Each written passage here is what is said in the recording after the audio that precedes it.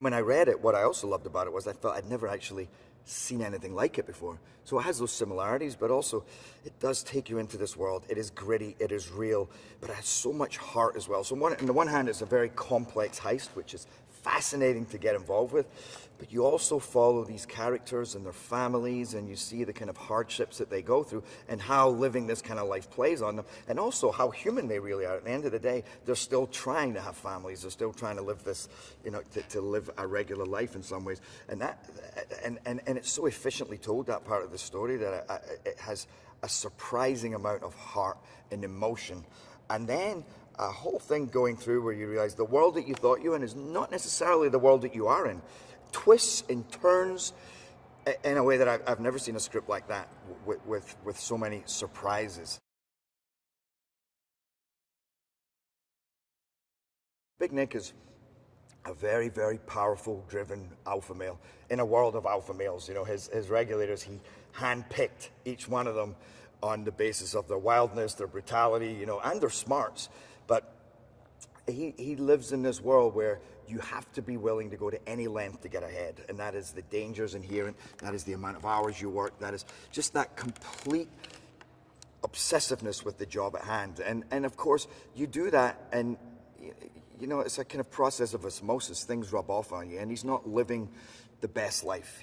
When he's stake out, he's drinking too much, he's probably participating in many other things, and it's kind of a disaster for his marriage. The more he devotes to that job, the less time he has for his wife, the less kind of an upstanding human being he's being. So he's really failing miserably at being a husband and a father, and that's where we come into his story at the beginning of the movie, where he's kind of been out partying and he comes home and she's had enough. And at first you just think, this guy's a punk. But as the movie goes on, you realize, the pressures that play on him. And in actual fact, he is a hard charger in his life, but he's a hard charger at everything he does. And when it comes to being a cop, there's nobody like him. He's the best. And he gets things done, and he brings down the toughest perpetrators to bring down. The outlaws are all ex-military, which is something that we start to piece together. A lot of these guys, they grew up together. They've been friends for 20, 30 years, and they served together. So you know that they have this incredibly tight bond. You also know that they are this beautiful piece of working machinery that, and you put that together with their fearlessness. They served in Iraq, Afghanistan, and also that kind of code of conduct that they have. So they won't touch civilians, but they'll shoot uniforms. So you're more in danger if you're a cop taking them on. But at the same time, they don't really like what's going on. The second Big Nick comes on the scene in the regulators, they don't like that because they know these guys. And no criminal wants the regulators on top of them, because these guys, they operate in a different way, and they're going to break a lot of rules to bring you down. Like a master. Like he's been doing it his whole life. And in the little bits that he needed, help with, you help him. But he had no ego, such a great, so great to work with. And we've worked so well together. But he has also such an understanding of film history, filmmaking. So his, the way he puts scenes together, the way he puts shots together, and his understanding of pacing and everything, I've been very surprised and very happy. But also his manner on set and allowing you to experiment, to have fun, to go for it, and being incredibly encouraging and passionate and just sensitive to your needs. That's something you don't often get with a first-time director. And that's another thing that Christian brings, both as a writer and as a director, is he's a strong, masculine guy. He's all about his martial arts. Most of his buddies are some of the toughest guys you've ever met. But he's also incredibly soulful and one of the most sensitive individuals I've ever met. If I had two words to describe Merriman, is intelligent and ferocious. And yet a lot of that ferocity is just balled up, and it's hidden inside. I love his quietness and his study. And that's who Pablo is, and he brings a huge amount of dedication. Like, you see how hard he works. This is the size of him.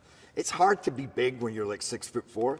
I mean, I'm 6'2". It's hard enough for me to get big, but I know it's even harder for him to get big. And he's like a monster. And the training that he's put in, with the guns, and with Paul Maurice, our kind of technical advisor, he's worked so hard and he looks so proficient, and he's just that kind of all-rounded badass that is Ray Merriman, you know. So it's been, and a very, very, very talented actor, and just brings it 1,000%, which is what we needed for that role. 50 Cent as a person he's more kind of bubbly and light. He's such a funny guy and a sweet guy. He's always smiling, you know.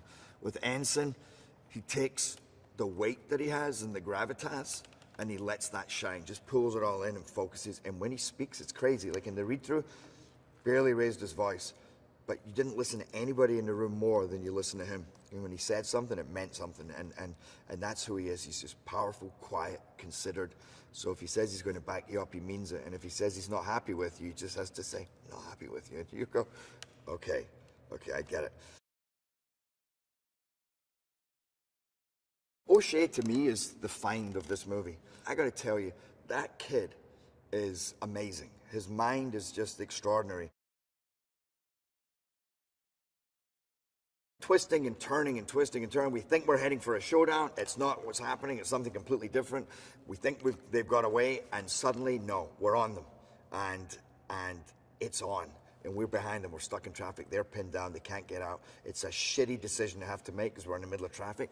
But otherwise, the same thing's going to happen as happened at the beginning of the movie. They're going to get away.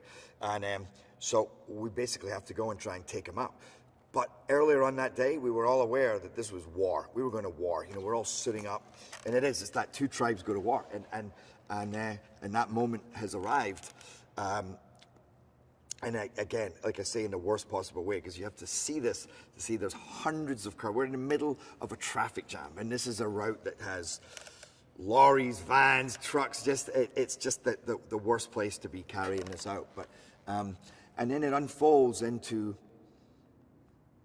what I think is going to be one of the most tremendous action scenes. And again, tremendous one, because we get big action scenes in movies now, but because this movie so specifically has these characters that you've grown and know and feel and love and hate, but understand, and again, become emotionally involved with, it has a whole different meaning. That's what takes it away from just an action movie, because you are living every moment with these characters, and because it is not, we made sure to stay away from stunty action, but to base it in reality. Who are the cops? How do we fire? How do we approach? What do they do?